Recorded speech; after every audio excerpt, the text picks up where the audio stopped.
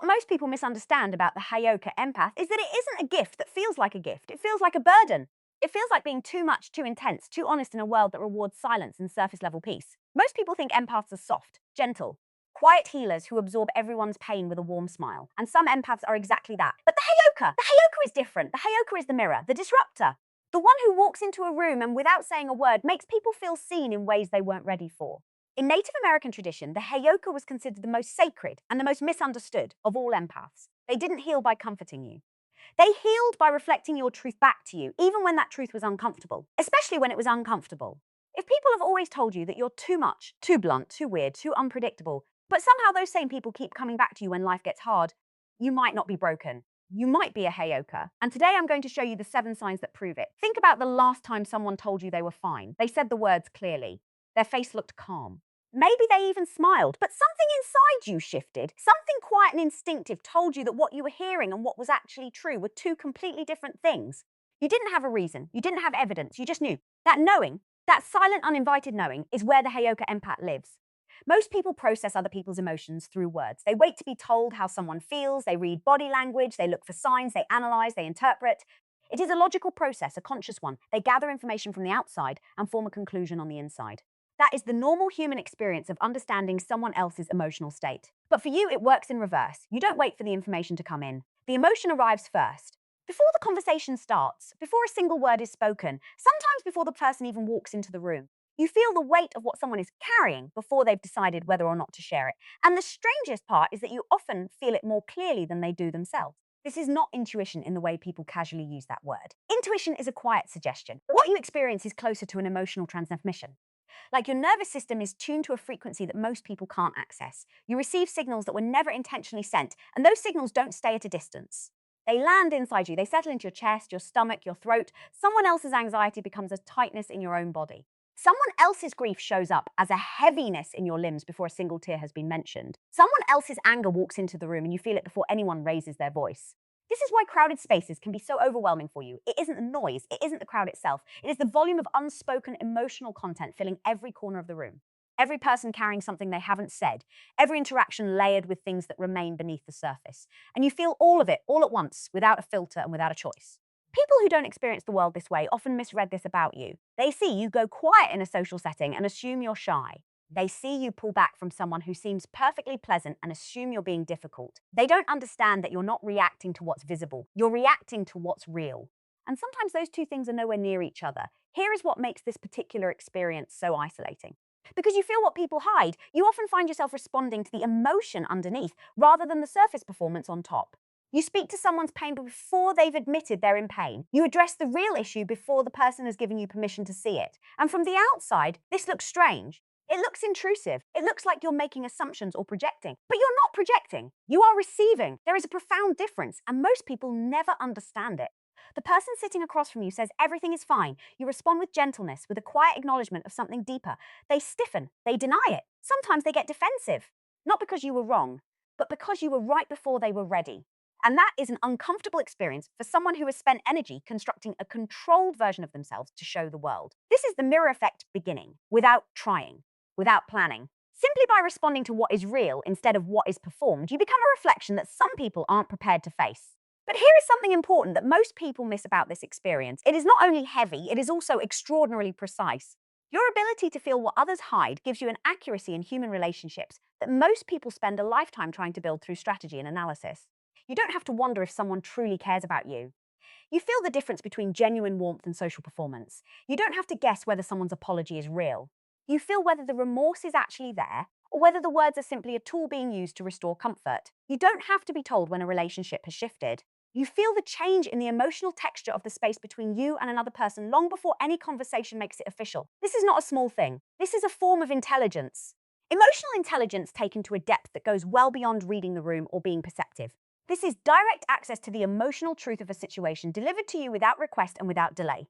And yet, because it operates below the level of logic and language, you often struggle to explain it. Someone asks you why you don't trust a particular person and you have nothing concrete to offer. You just know. Someone asks why you're upset and you can't point to a specific event because the feeling came before the event, almost like a warning system that the rest of the world doesn't have. And in a culture that values proof and logic and visible evidence, This leaves you constantly defending a reality that you experience with absolute clarity but cannot always justify in terms others will accept. This creates a specific kind of self that follows many Heyoka empaths through their lives. Because you feel so much, and because what you feel is so often invisible to the people around you, you begin to question the feeling itself. You begin to wonder if you are being too sensitive, too dramatic, too caught up in things that aren't really there. And so you silence it. You learn to perform the expected response while carrying something entirely different inside. You say, I'm fine too, while feeling the full emotional architecture of a situation that no one else in the room has acknowledged. That disconnect between what you feel and what the world is willing to recognize is one of the quietest and most consistent sources of pain in the Heyoka experience. It is not about being emotional. You are not overwhelmed because you are weak. You are overwhelmed because you are receiving information at a rate and depth that exceeds what most human nervous systems are designed to consciously process. The sensitivity is not a flaw in your design, it is the design. And it comes with a responsibility that cannot be avoided. Because you know what people feel before they say it, you are always faced with a choice. Do you speak to what is real, or do you play along with the surface? Do you offer the comfort of agreeable conversation, or do you hold space for what is actually happening underneath? Most people will choose comfort. It is easier, it is smoother, it keeps the peace. But the Heyoka almost compulsively moves toward truth, not to cause disruption, not to prove anything. But because pretending not to feel what you clearly feel requires a level of self-abandonment that costs more than the discomfort of honesty. This is why people come to you when things fall apart, not when life is smooth and manageable, but when the constructed version of everything collapses and someone finally needs to be in the presence of a person who won't pretend. You don't require people to perform for you. You already know. And in that knowing, in that quiet, non-judgmental reception of what is real, people find something they rarely experience anywhere else. They find the relief of being truly seen, not the version of themselves they've been presenting, not the story they've been telling, the actual complicated, unpolished truth of where they are. And you offer that without demand, without agenda, and without the need to fix what you find there. You feel what people hide not because you are searching for it, but because you are built to receive it. That is not a curse wearing the disguise of a gift. That is the gift itself, asking you to be brave enough to trust what you feel, even when no one else in the room can feel it with you. Because the most powerful thing you will ever do for another human being is make them feel less alone in what they've been pretending doesn't exist. There is a particular kind of person who, without planning it, without meaning to, says the one thing in a conversation that nobody wanted said out loud. Not to be cruel, not to be provocative, but because something in them simply cannot align with what everyone else in the room has silently agreed to pretend is true. If you are that person, you already know the feeling, the slight pause that follows, the shift in energy, the looks exchanged between people who were perfectly comfortable a moment ago. And you standing there wondering why the truth felt so natural to say and so unwelcome to hear. This is the second defining signature of the Heyoka empath. And it is perhaps the most misunderstood one. The world has a name for people who consistently go against the expected. Difficult, contrarian, provocative, immature. These are the labels that follow the Heyoka through life when their nature is seen through a lens of inconvenience rather than purpose. Because from the outside, what the Heyoka does looks like opposition. It looks like resistance. It looks like someone who simply refuses to go along with things for no good reason. But there is a reason. There has always been a reason. It is just operating at a level that most people around the Heyoka are not yet seeing. The Heyoka does not consciously decide to go against the grain. It is not a strategy. It is not a performance of individuality. It is something far more instinctive and far more precise than that.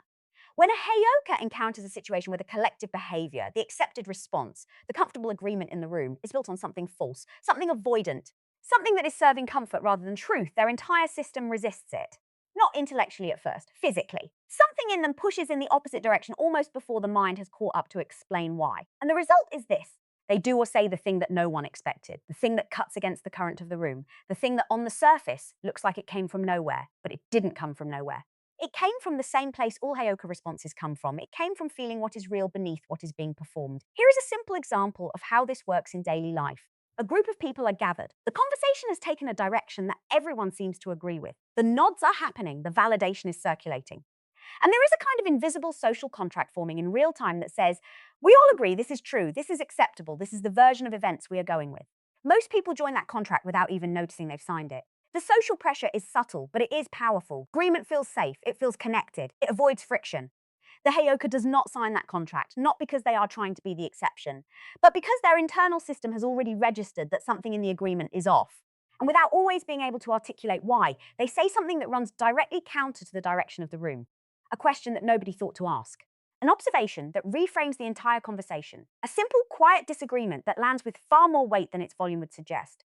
And suddenly, the carefully constructed agreement begins to show its cracks. This is not disruption for the sake of disruption. This is a form of reflection that cannot be performed on demand because it is not performed at all.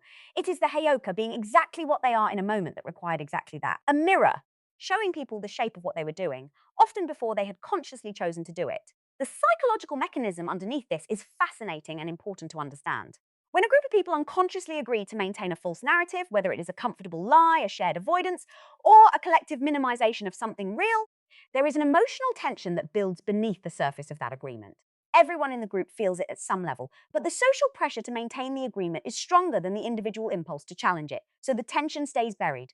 The agreement holds, and the real issue remains unaddressed, quietly accumulating weight. When the Heyoka speaks or acts against that agreement, they do not create the tension. They reveal it. The tension was already there. The discomfort people feel in the aftermath of Heyoka's words is not the discomfort of being wronged. It is the discomfort of recognition. The feeling of being seen in something you were hoping would remain unseen. And that is a very different thing, even if it does not immediately feel different. This is why people who have experienced the Heyoka's mirror often come back later and say, I didn't want to hear that at the time. I was angry. I thought you were wrong, but you were right. I needed someone to say it. This pattern repeats itself throughout the Heyoka's relationships. The initial resistance followed, sometimes much later, by a quiet acknowledgement that the disruption was actually a form of care, that the refusal to go along was in fact the most honest act of support that person received during that period. But here is the cost that rarely gets acknowledged. Living as this kind of mirror is exhausting in ways that are difficult to describe to someone who doesn't experience it, because you're not choosing your responses from a menu of social options the way most people do. You are responding to what is real, and what is real is often inconvenient, and inconvenient truths make people uncomfortable, and uncomfortable people look for somewhere to direct that discomfort. And the person who created the discomfort, even if they created it by being truthful, becomes the easiest target. So the Heyoka learns early that their natural way of moving through the world comes with a particular kind of social consequence. They get called out for saying too much. They get called out for saying the wrong thing. They are told they don't know how to read the room, when the reality is they are reading the room more accurately than anyone else present. They are accused of being insensitive when they are in fact one of the most sensitive people in any space they occupy. The accusation lands backwards, but it lands, and it leaves marks. Over time, many Heyoka empaths develop a complicated relationship with their own voice. They learn to hesitate before speaking. They learn to run internal calculations about whether saying the true thing is worth the social fallout that will follow. They learn to hold back the response that came first and replace it with something safer, something more palatable, something that will keep the peace. And each time they do this, something small and essential gets quieter inside them. The very instinct that is most genuinely theirs gets buried a little deeper under the accumulated weight of other people's discomfort. This is perhaps the greatest loss that comes from a Heyoka empath who is never understood. Not the loss to themselves, though that is real, but the loss to everyone around them. Because when the Heyoka silences the mirror, when they learn to perform the expected instead of speaking the real, the people in their life lose the one relationship where they were going to be seen without filter, without agenda, without the comfortable agreement that keeps everyone stuck. The Heyoka's natural opposition is not them working against you. It never was. It is them refusing to participate in the quiet fiction that is keeping you from moving. It is them, without being asked, without always being able to explain it, holding the space open for something more honest to exist between you. They don't do the opposite because they enjoy conflict. They do the opposite because they feel what the expected response is protecting you from having to face, and some deep, inarticulate part of them knows that facing it is exactly what you need. The people who have grown the most in this life are not always the ones who were surrounded by agreement. They are the ones who had, at some crucial moment, someone in their life who refused to pretend, someone who said the thing that cracked the comfortable story open. Someone who, without strategy or performance or agenda, simply reflected back the truth with enough force that it could no longer be ignored. That someone was probably a Heyoka. And the moment you remember them for was probably the moment you were most certain they were wrong. There is something that happens when a Heyoka empath enters a space. Something that has nothing to do with what they say or how they dress or the energy they are consciously trying to project. Something that operates beneath all of that at a level that most people cannot name but almost everyone feels. The room changes, not dramatically, not with any obvious event, but something shifts. And within a short period of time, two very distinct responses begin to emerge from the people present. Some are drawn in. Curious, comfortable, almost magnetically pulled toward the Heyoka without being able to explain why. And others pull back, they become guarded, irritable, unsettled. They find reasons to create distance. And what is most striking about this pattern is that it has almost nothing to do with anything the Heyoka has actually done. This is not coincidence.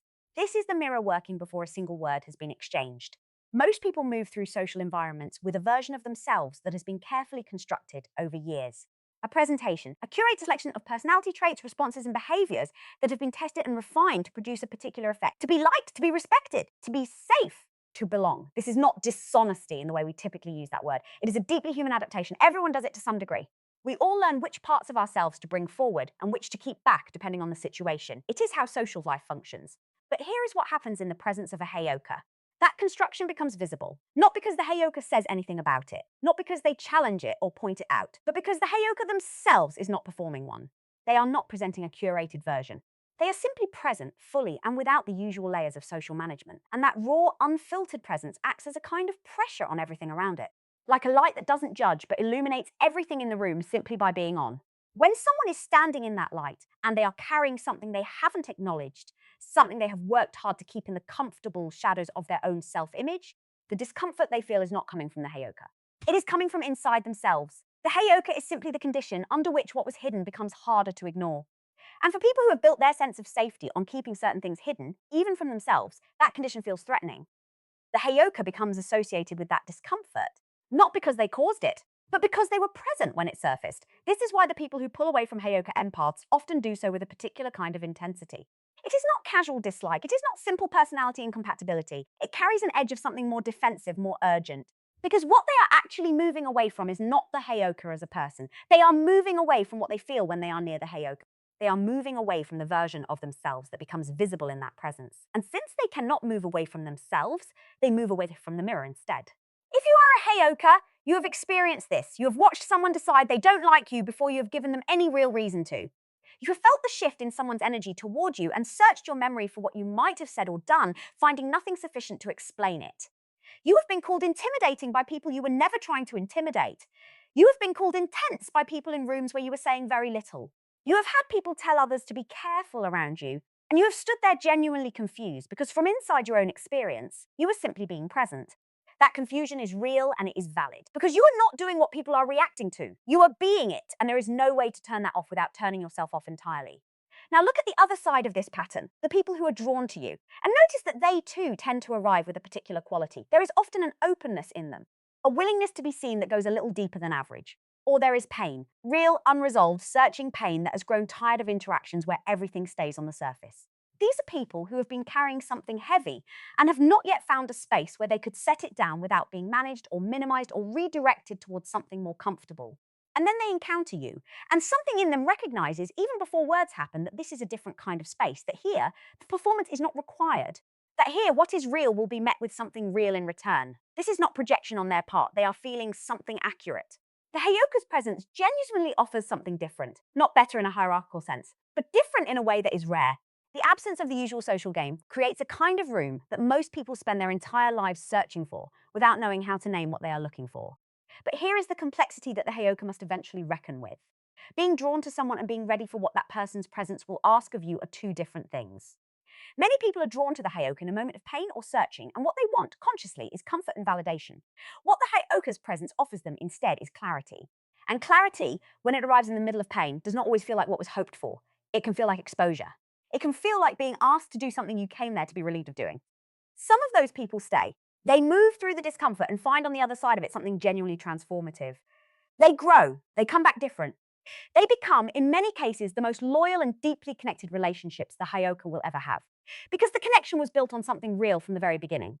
There was no foundation of performance to eventually crack and collapse. What you see was what was always there. Others leave, or they oscillate, drawn in during the hard seasons and gone again once this immediate pain has passed and the comfort of the usual construction reasserts itself. And this particular pattern is one of the more quietly painful aspects of the Heyoka experience. Not the people who pull away with hostility. Those are clear. Those you can process and release. But the people who come close in their most broken moments receive something real from the encounter and then distance themselves once they feel strong enough to go back to the surface. Those are the ones that require the Heyoka to do the harder internal work of not measuring their value by whether people stay. Because here is the truth that the Heyoka must hold on to, even when the pattern feels discouraging. The fact that there is never a middle ground in how people respond to you is not evidence that something is wrong with you. It is evidence that something real is happening in your presence. Neutrality is the response people have to things that don't affect them. When someone is never neutral around you, when they are either deeply drawn or actively pulling away, it means that something in your presence is registering at a level that demands a response. You are not being perceived as background. You are being perceived as significant. And significance for people who are not ready to be seen is dangerous. But for people who are ready, it is the thing they have been waiting for. You will not be for everyone. You were never meant to be. The mirror is not for people who are not ready to look. But for the ones who have grown exhausted by their own reflection in every other surface they've encountered, a surface that shows them only what they wanted to see, your presence is not too much. For them, you are exactly enough. There is a particular kind of exhaustion that has nothing to do with how much sleep you got or how hard your week was. It is the exhaustion that comes from sitting across from someone who is saying one thing while being something entirely different. From smiling through a conversation you know is hollow. From shaking hands with someone whose warmth feels constructed. From nodding along to words that your entire body is quietly rejecting. It is the exhaustion of inauthenticity. And if you are a Heyoka empath, you know this exhaustion intimately because you cannot be near dishonesty without feeling it, not as a thought, as a physical event. This is not cynicism. It is not trust issues formed from bad experiences, though those experiences may exist. It is something more fundamental than that. It is a sensitivity to the gap between what is real and what is being presented that operates in you like a sixth sense you never asked for and cannot turn off.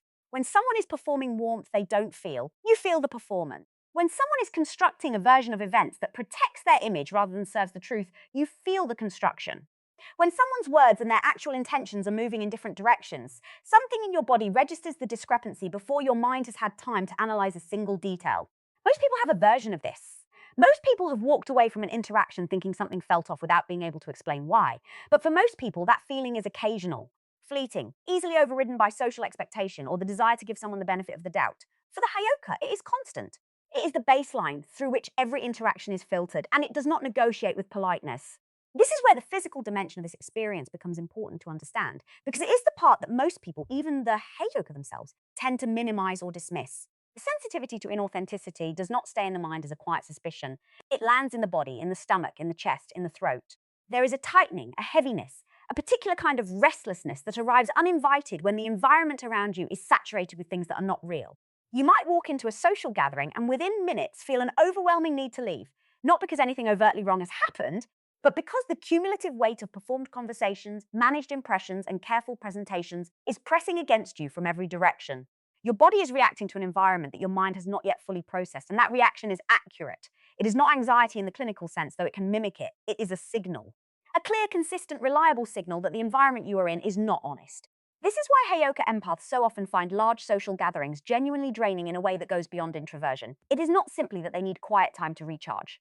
It is that every interaction in those spaces requires them to receive and process an ongoing stream of inauthenticity, and that processing has a real and measurable cost. By the end of an evening when nothing particularly dramatic has happened, the Heyoka can feel hollowed out, not from what was said, from what was beneath what was said, from the constant background noise of people being less than fully real with each other and with themselves. But here is where it becomes more complicated and more important. Because this sensitivity does not only operate in obvious situations, it is not only triggered by dramatic dishonesty or clearly manipulative behavior. It is triggered by the small, ordinary, socially accepted inauthenticities that most people engage in without a second thought. The exaggerated enthusiasm for something someone doesn't actually care about. The performed agreement in a conversation where real disagreement exists. The constructed humility that is actually a form of seeking validation. The friendly tone that sits on top of genuine resentment. These are the textures of everyday human interaction. They are so common that most people no longer register them as dishonesty at all. They are just how people talk to each other. For the Heyoka, they are felt as clearly as if they had been announced. And this creates a very specific kind of social isolation that is hard to explain to someone who doesn't experience it. Because the Heyoka is not responding to what most people see. They are responding to what most people have learned to normalize. So when the Heyoka becomes uncomfortable in a situation that everyone else finds perfectly pleasant, or when they grow distant from someone everyone else considers warm and genuine, they look like the problem. They look oversensitive. They look paranoid. They look like they are inventing reasons to distrust people or creating conflict where none exists. And the loneliness of that misreading is profound because you are not inventing anything. You are perceiving something real. You are just perceiving it in a language that the people around you haven't learned to speak. Over time, this can push the Heyoka toward one of two patterns. The first is hypervigilance, a state of near constant alertness in social situations, an ongoing scanning of every interaction for the signals that the body already knows how to read. This is exhausting in a way that compounds over time. It is not sustainable. And it creates a quality of guardedness that can read to others as coldness or detachment, when what it actually is self-protection from an overwhelming sensory and emotional input that never fully stops. The second pattern is withdrawal, a gradual, sometimes unconscious narrowing of the social world to only those people and environments where the signal stays quiet, where the inauthenticity is low enough that the body can rest, where real conversations can happen because the people present are capable of having them. These relationships are rare, but when the Heyoka finds them, they hold them with a depth and a loyalty that is almost fierce, because they know what it costs to exist in environments that are not honest. and they understand viscerally what a gift it is to be somewhere that doesn't ask that of them. There is something else that needs to be said here, something that the Heyoka often discovers about themselves only after years of living with this sensitivity. The radar for inauthenticity is not judgmental in its nature, even when the responses it produces can feel that way from the outside. The Heyoka does not feel the performance in someone and conclude that the person is bad. What they feel underneath the performance is almost always something much more human than that. Fear, shame, the deep old wound of someone who learned very early that being real was not safe. The construction is not the person. The construction is what the person built to survive. And the Heyoka, who feels both things simultaneously, who feels the performance and the wound beneath it in the same moment, is often in the complicated position of understanding someone's behavior more clearly than that person understands it themselves, while also being unable to pretend that the behavior is not happening. This is not power in any comfortable sense. It is a responsibility that was never asked for and cannot be returned. To see through people not in the cynical meaning of that phrase, but in the literal one. To see through the surface and into what is actually there. To carry that vision in every room, in every interaction, whether you wanted to bring it with you or not. And perhaps the deepest truth of this particular experience is this. The Heyoka sensitivity to inauthenticity is not ultimately about detecting deception. It is about a profound aching hunger for what is real. Every time the signal fires, every time the body tightens in response to something performed or false, what is underneath that reaction is not suspicion, it is longing, a longing for genuine contact. For conversations that go somewhere true, for relationships built on what is actually there rather than on the careful management of what is shown. You are not too sensitive for this world.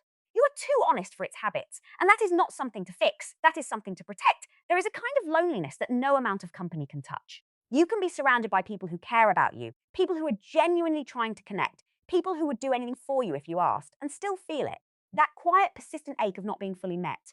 Of existing in a room full of people and sensing, somewhere beneath the conversation and the laughter and the ordinary warmth of human presence, that the deepest part of you is somewhere no one has quite reached. Not because they haven't tried, but because the distance between where most people live and where you actually are is wider than any conversation has yet been able to bridge. This is the loneliness of the Heyoka empath. And it is important to say immediately that it is not self-pity. It is not a story the Heyoka tells themselves to feel special or separate. It is a real lived daily experience that has nothing to do with how loved they are or how many people surround them. It is the specific loneliness of someone who experiences the world at a depth that most of the people in their life are simply not operating at. And that gap between the depth at which the Heyoka lives and the depth at which most interactions occur is where this particular loneliness lives. To understand it properly, you have to understand what depth means in this context. It is not about intelligence. It is not about emotional maturity in the way that phrase is usually used. It's about the layer of reality the Heyoka is continuously, involuntarily in contact with, the emotional undercurrent of every room, the unspoken weight beneath every conversation, the gap between what people say and what they mean, the grief people are managing while pretending to be fine, the fear underneath the confidence, the longing underneath the detachment. The Heyoka is not choosing to perceive these things. They are simply the texture of experience for someone built the way the Heyoka is built. This is the layer they live on. And most daily human interaction does not happen at this layer at all. Most daily human interaction happens at the surface, and the surface is not bad. The surface is where ordinary life runs. Small talk, shared humor, practical coordination, the comfortable rhythms of people who know each other well enough to be at ease, but not deeply enough to be truly known. Most people move through their days primarily at this level and find it sufficient. They go deeper occasionally in moments of crisis or intimacy, and those moments feel meaningful precisely because they are different from the norm. The depth is the exception. The surface is the default. For the Heyoka, this is reversed. The depth is the default. The surface requires effort. Walking through a day of ordinary interaction, the pleasantries, the small exchanges, the social maintenance of relationships that exist primarily at the level of routine, feels to the Heyoka like speaking in a language that is not quite their own. They can do it. They have learned to do it. But it takes something from them, because underneath every surface exchange, they are still receiving the deeper signal. They are still feeling the emotional reality of the room. They're still in contact with the layer that the conversation is not touching. And holding all of that while participating in what is happening on top of it is a form of double living that is quietly exhausting. This is why so many Heyoka empaths describe social situations as tiring in a way that seems disproportionate to what actually happened. Nothing dramatic occurred. Nobody was unkind. The evening was, by every visible measure, perfectly pleasant. And yet they come home feeling hollowed out, because they were present on two levels the entire time. They were in the conversation. And they were in everything beneath the conversation. And only one of those levels was acknowledged by anyone in the room. Here is where the loneliness deepens into something more specific. The Heyoka does not only feel unseen in casual or surface level relationships, they often feel it in their closest ones too. Because the people who love them, genuinely and deeply, are still largely relating to the version of the Heyoka that they can access. The version that shows up in the shared language of the relationship, the humor, the history, the roles that have developed over time. And these things are real. The love built on them is real. But there is a part of the Heyoka that exists below all of it, a part that is always in contact with the deeper current, that rarely gets to surface in even their most intimate relationships. Not because those relationships lack love, but because reaching that part requires a kind of presence that most people, regardless of how much they care, simply haven't developed. So the Heyoka learns to live with a portion of themselves that is always a little alone, always a little further down than the conversation is going, always holding something that isn't being asked about and wouldn't easily be understood if it were offered. They become skilled at being present in the ways that are accessible and quiet about the ways that are not. They learn to translate themselves into forms that can be received. And over time, this translation becomes so automatic that they sometimes lose track of where the translation ends and where they actually begin. This is perhaps one of the more subtle and damaging consequences of the Heyoka experience over time. Not the loneliness itself, which can be held and even found meaningful, but the gradual erosion of access to their own depth. The slow process of a person learning to live primarily in the translated version of themselves, because the original version has nowhere consistent to land. The Heyoka who has spent decades being too much, too deep, too intense for the spaces they move through, often arrives at a point of genuine uncertainty about who they are beneath all of that management. The loneliness has gone so long without being addressed that it has started to feel like identity. Like this is simply what they are. The one who doesn't quite fit. The one who feels things others don't feel. The one who stands slightly outside the warmth of ordinary belonging, close enough to see it, too different to fully enter it. But here is what needs to be said to that particular version of the Heyoka. The one who has quietly concluded that the loneliness is permanent, that the depth is a sentence rather than a quality. The loneliness you feel is not evidence that connection is impossible for you. It is evidence that you have been looking for it in spaces that were not built to hold it. The surface will always feel like exile to someone who lives at your depth. But there are people in this world who live there too. People who have their own version of the double living, their own experience of being present in a room while simultaneously in contact with everything the room is not saying. People who have been called too much and too intense and too deep and have quietly wondered, in the middle of perfectly acceptable lives, why nothing quite reaches the place that most needs to be reached. When two people who live at this depth encounter each other, something happens that is genuinely rare. The translation stops being necessary, the management relaxes.